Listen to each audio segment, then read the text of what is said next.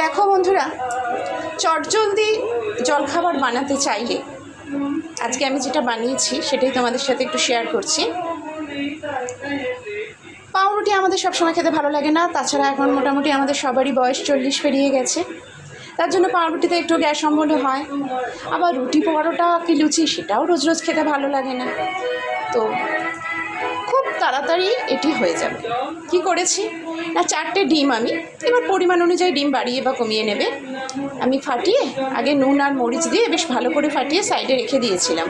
এবার 2টো বড় আলু আমি গোল গোল করে কেটে ভাজতে নিয়েছিলাম সাদা তেলে, আর পেঁয়াজ কুচি ভাজা হয়ে গেলে সেইটাকে আমি ডিমের মধ্যে দিয়ে দিয়েছি।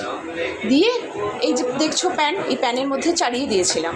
এক পিঠ হয়ে গেছে, তো এই থালাটায় আমি উল্টে দিয়েছিলাম, উল্টে আবার আর এক পিঠ আমি দিয়েছি।